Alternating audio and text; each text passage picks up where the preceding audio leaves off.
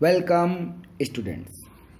Hope you all are fine, happy and healthy.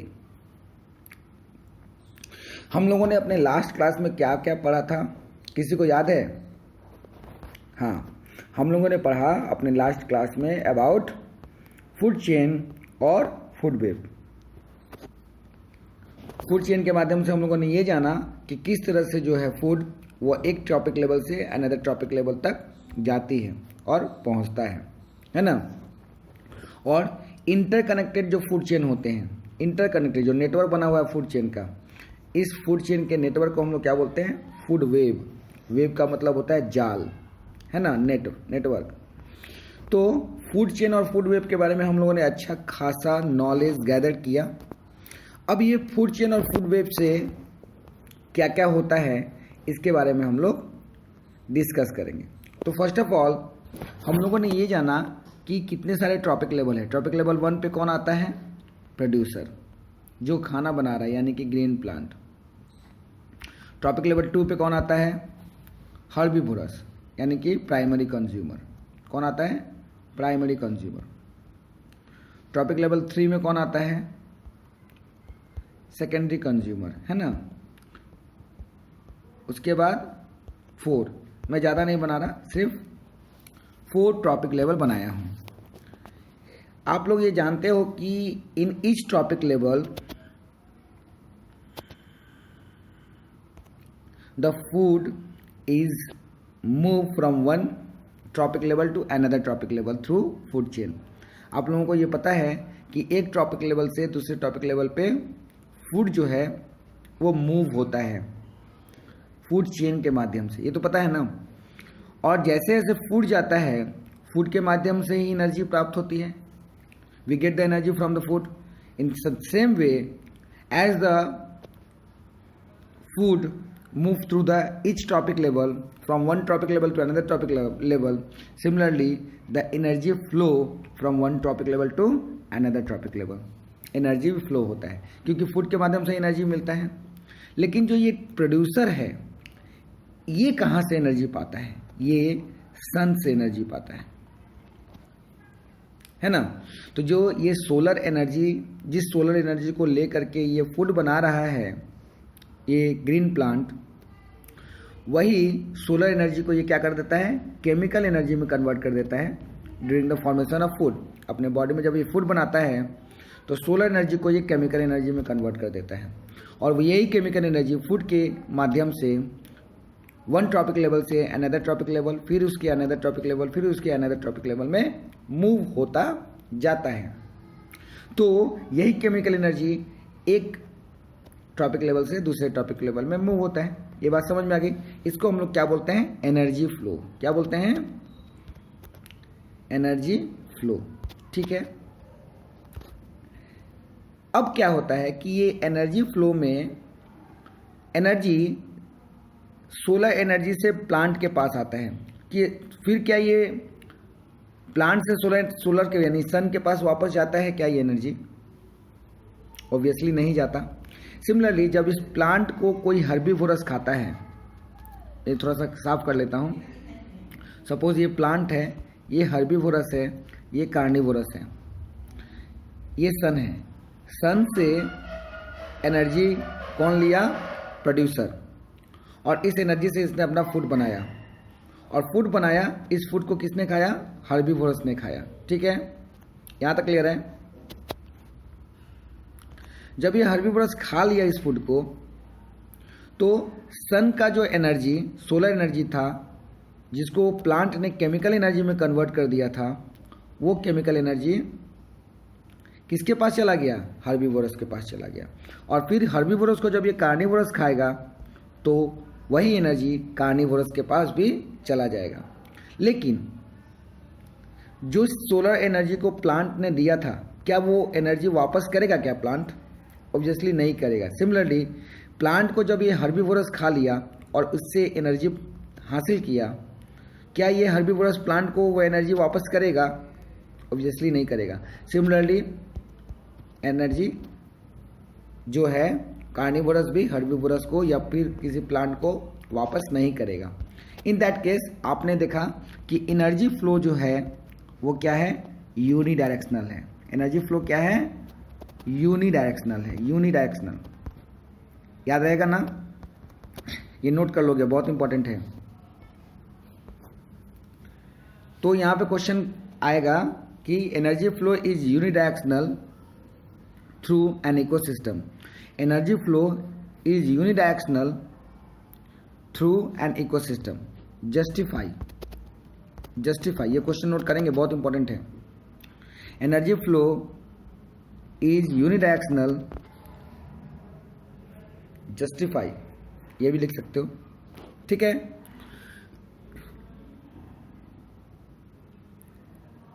तो चलो पहला पैराग्राफ पढ़ते हैं।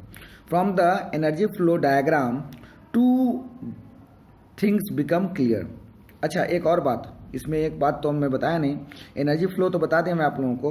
दूसरी क्या बात है कि हर लेवल पे एनर्जी जो है वो डिक्रीज हो जाता है। हर टॉपिक लेवल पे एनर्जी कितना परसेंट डिक्रीज हो जाता है, लगभग 10% डिक्रीज हो जाता है। इस 10% डिक्रीज के 10% हो जाता है, 10% हो जाता है, 90% डिक्रीज हो जाता है, क्योंकि ये 90% एनर्जी डेली के काम में जो भी हमारा मेटाबॉलिज्म है, हमारे बॉडी में जो फंक्शनिंग होता है, वो एनर्जी यूटिलाइज हो जाता है। मात्र 10% एनर्जी जो है वो हमारे बॉडी में स्टोर होता है ना। तो इसको हम लोग क्या बोलते हैं, 10% लॉ। क्या बोलते हैं, 10% लॉ, ठीक है। तो ये आपको इस बुक में तो नहीं मिलेगा, बट किसी अनदर सब्स्टिट्यूट बुक जो आप यूज़ कर रहे हो उसमें ये दिया हुआ है कि what do you mean by 10% law. ये नोट कर लो, ये भी इंपॉर्टेंट क्वेश्चन है। मीन बाय 10% लॉ, ठीक है, ये भी इंपॉर्टेंट है। तो I have already explain this 10% law in your class, तो आप लोगों को याद होगा आई थिंक। तो सबसे पहले आते हैं फ्रॉम एनर्जी फ्लो डायग्राम। ये जो एनर्जी फ्लो का आप डायग्राम देख रहे होते हैं, तो ये जो डायग्राम बनाया हुआ है ये एक्चुअली फूड वेब का है। फिर भी आपको यहाँ पे एनर्जी फ्लो का डायग्राम दिखाई दे रहा है कि एक ऑर्गेनिज्म कैसे दूसरे ऑर्गेनिज्म को खा रहा है और खुद किसी दूसरे ऑर्गेनिज्म का खाना बन जा रहा है। एनर्जी फ्लो का मतलब यही हुआ कि एक ऑर्गेनिज्म किसी दूसरे ऑर्गेनिज्म को खाएगा और खुद किसी दूसरे ऑर्गेनिज्म का खाना यानी कि फूड बन जाएगा। तो एनर्जी फ्लो के थ्रू क्या होता है, firstly the flow of energy is unidirectional, ठीक है। क्यों दिया हुआ है ये जस्टिफाई करने के लिए बोला था ना। The energy that is capture by the autotroph, जो एनर्जी ऑटोट्रॉप कैप्चर करता है, does not revert back to the solar input, फिर ये वापस सन के पास नहीं जाता। And the energy which passes through herbivores does not come back to the autotroph, और वही एनर्जी जो हर्बीवोरस खा लेता है, ऑटोट्रॉप को खा करके हासिल करता है, फिर हर्बीवोरस उस एनर्जी को ऑटोट्रॉप को वापस नहीं करता। As it move progressively through the, तो यहाँ पे ये आपको आंसर मिल गया जस्टिफिकेशन वाला। दूसरी बात है कि हर ट्रॉपिक लेवल पे as it move progressively through the various trophic level, जैसे जैसे ट्रॉपिक लेवल के थ्रू हम जाते हैं, there is no longer the available of previous level. तो प्रीवियस लेवल के हिसाब से जो एनर्जी रिक्वायरमेंट था वो नहीं मिल पाता, वो वापस नहीं मिल पाता है ना। प्रीवियस जो एनर्जी फ्लो हुआ है, जिस एनर्जी को फूड से हासिल किया था, सपोज ये ट्रॉपिक लेवल 2 है, ये ट्रॉपिक लेवल 3 है, तो 3 ने फूड के माध्यम से जो एनर्जी हासिल किया वो 2 को दोबारा वापस नहीं करता। यानी कि एनर्जी जो फ्लो हो रहा है वो एक ही डायरेक्शन में हो रहा है, from producer to top consumer. Top consumer का मतलब होता है जो लास्ट में कंज्यूमर है वहाँ पे यूनिडायरेक्शनल है। एक फूड टॉपिक लेवल से दूसरे टॉपिक लेवल पे मूव होता है और वो वापस नहीं होता, यही बात बोला गया है, ठीक है ना। सेकेंडली क्या बोला है, secondly the energy available at each trophic level get diminished progressively.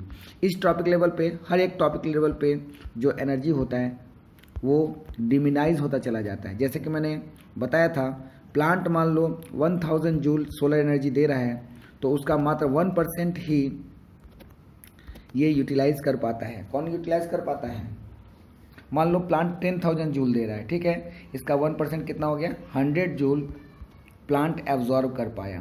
सन का जो 10,000 जूल का जो एनर्जी था उसका मान लो 100% ही जो है वो यूज़ कर पाया।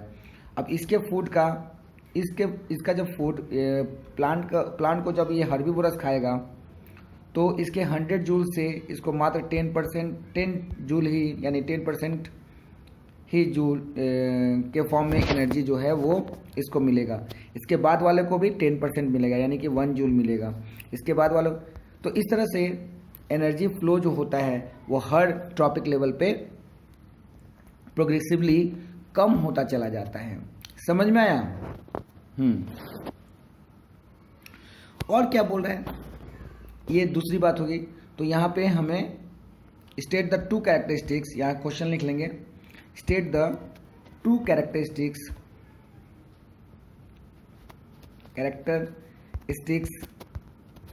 ऑफ एनर्जी फ्लो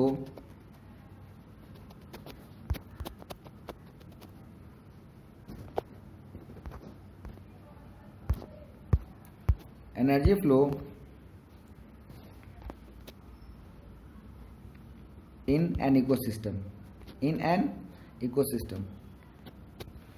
इकोसिस्टम में जो एनर्जी फ्लो होता है उसके दो कैरेक्टरिस्टिक्स क्या क्या हैं।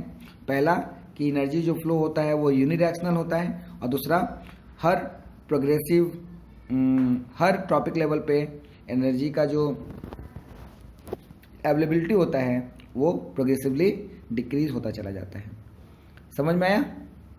Next, another interesting aspect of the food chain is knowing some harmful chemicals enter in our body। ये एक बहुत इंपॉर्टेंट है। क्या होता है कि प्लांट को ग्रो करने के लिए, क्रॉप्स को ग्रो करने के लिए, एग्रीकल्चर करने के लिए फार्मर जो होता है वो lots of pesticide, insecticide and certain chemicals utilize करते हैं इन द फील्ड, है ना, फील्ड में।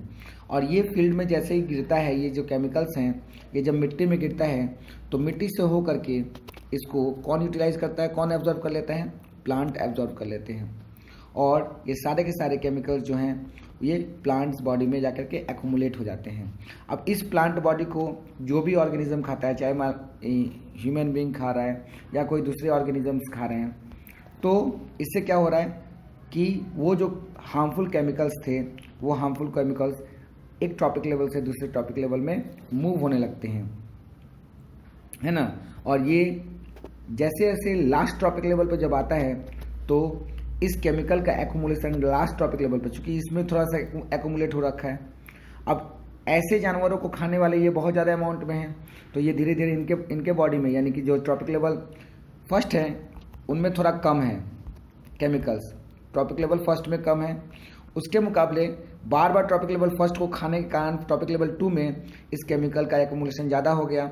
अब इसको ट्रॉपिक लेवल 3 खा रहा है, बार बार खा रहा है इसके ट्रॉपिक लेवल 2 को, तो इसके बॉडी में, तो जो टॉप कंज्यूमर होता है उसके बॉडी में जो केमिकल्स होते हैं वो बहुत ज़्यादा अमाउंट में एक्यूमुलेट हो जाते हैं, और ज़्यादा अमाउंट में एक्यूमुलेट होने के कारण उनका जो शरीर होता है उनका उसमें तरह तरह की बीमारियां उत्पन्न होती हैं, हाँ, और वो मतलब प्रॉब्लम उनके बॉडी में क्रिएट होने लगता है, उनके मेटाबॉलिज्म में प्रॉब्लम क्रिएट होने लगता है, उनके अंदर म्यूटेशंस आने लगते हैं, बहुत सारा प्रॉब्लम होता है। इस प्रोसेस को बोलते हैं हम लोग बायोमैग्निफिकेशन। क्या बोलते हैं? और हर लेवल पे जो एक्यूमुलेट हो रहा है इसको बोलते हैं बायो एक्यूमुलेशन और बायोमैग्निफिकेशन, ये दो टर्म हैं, इसको आप डिफाइन करोगे। डिफाइन बायोमैग्निफिकेशन, ये दिया हुआ है, बायोमैग्निफिकेशन, नोट कर लो ये क्वेश्चन। चलो इसको पढ़ाते हैं। Another interesting aspect of food chain is how unknowingly some harmful chemicals enter in our body. बिना जाने हम किस तरह से हार्मफुल केमिकल को खा लेते हैं, हमें ये पता नहीं चलता through the food chain. You have read in class 9, आप लोगों ने क्लास 9 में पढ़ लिया था, water get polluted by the pesticide, insecticide, herbicide and fertilizers that is use by the farmers. Farmer के द्वारा जो भी पेस्टिसाइड, इंसेक्टिसाइड और केमिकल सब्सटेंसेस यूटिलाइज किए जाते हैं उससे पानी तो गंदा होता है। ये आप लोगों ने वाटर पोल्यूशन के बारे में पढ़ा था ना। लेकिन अब इसमें क्या जान रहे हैं, दीज केमिकल्स इज इधर wash down into the soil, ये पानी सॉइल में मिक्स हो जाते हैं, इनटू द वाटर बॉडीज, और वाटर बॉडीज में भी थोड़े चले जाते हैं through the soil and they absorb by the plant, और वहाँ से प्लांट क्या करता है, इस केमिकल्स को एब्जॉर्ब कर लेता है along with the water and mineral। समझ में आ रहा है ना, वाटर और मिनरल के साथ। And from the water bodies they are taken by the aquatic plants, और एक्वाटिक प्लांट्स वगैरह भी जो हैं ये केमिकल्स को क्या कर लेते हैं, एब्जॉर्ब कर लेते हैं। ठीक है, अब इस वाटर बॉडीज के प्लांट को कौन खा रहा है, मछलियाँ खा रही हैं। मछलियों को कौन खा रहा है, तो सनलाइट से एनर्जी किसके पास गया, प्रोड्यूसर के पास। प्रोड्यूसर से एनर्जी किसके पास गया, हर्बीवोरस के पास, इसके बाद कंज्यूमर के पास, और सबसे टॉप में कौन है, टॉप कंज्यूमर और टॉप कार्निवोरस। तो हर ट्रॉपिक लेवल पे जो है वो एनर्जी रिड्यूस होता है, ये तो आपको पता है। लेकिन यदि मान लो कि इस ट्रॉपिक लेवल पे कहीं पर केमिकल कंज्यूम हुआ है, तो प्रोड्यूसर तो मान लो हर्बीवोरस तो बार बार प्रोड्यूसर को खाएगा, तो जितनी बार खाएगा ये केमिकल उसके बॉडी में एक्यूमुलेट होता चला जा रहा है। यदि बायो एक्यूमुलेशन के बारे में बात करें तो इस हर्बीवोरस को तो कार्निवोरस बार बार खा रहा है ना, बार बार खाने से इसके बॉडी में केमिकल का कंजप्शन और ज़्यादा होता जा रहा है।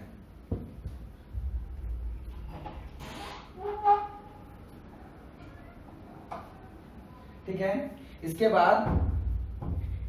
बाद जो इसके ऊपर वाला जो है यानी कि टॉप कंज्यूमर, ये सबसे ज़्यादा एक्यूमुलेट कर रहा है क्या, केमिकल्स, है ना, जो केमिकल्स एग्रीकल्चर वगैरह में यूटिलाइज किया जाता है। चलो पढ़ते हैं इसके बारे में। And animals, this is the way in which they inter into the food chain के माध्यम से ये केमिकल्स अंदर चले जाते हैं हमारे बॉडी में। And these chemicals are not degradable, ये हमारे बॉडी में जाकर टूटते नहीं हैं, दे गेट एक्यूमुलेटेड, ये जमा होने लगते हैं।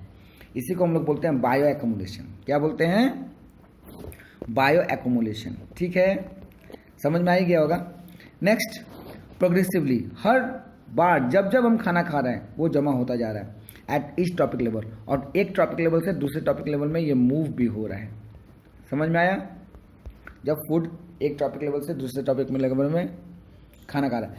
As human being occupy the top level of the food chain, the maximum concentration of this chemical are accumulated in our bodies, यानी कि सबसे ज़्यादा यदि ये केमिकल आ रहा है तो हमारे बॉडी में आ रहा है, क्योंकि हम लोग सबसे टॉप कंज्यूमर हैं। ठीक है, सो यहाँ पे आ रहा है कि वाई आवर बॉडी, बोला this phenomenon is called bio magnification. तो यहाँ पे आपको दो क्वेश्चन आ रहा है, मैंने पहले ही बताया था, बायो मैग्निफिकेशन और बायो एक्यूमुलेशन, ये तो बताया था ना। This is why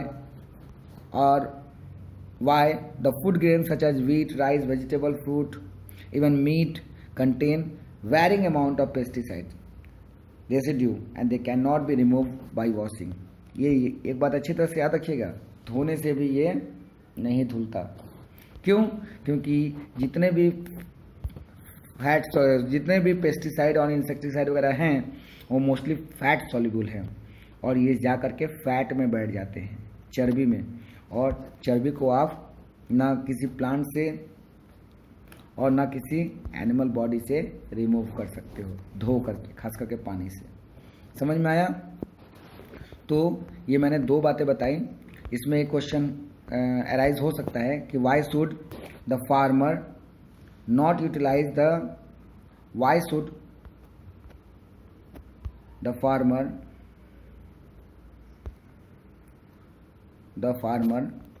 not utilize the chemicals in his land। Farmer को क्यों नहीं यूटिलाइज करना चाहिए। तो ये दोनों टॉपिक भी आप आंसर्स में दे सकते हो। आज के लिए इतना ही, बाय बाय, चलो।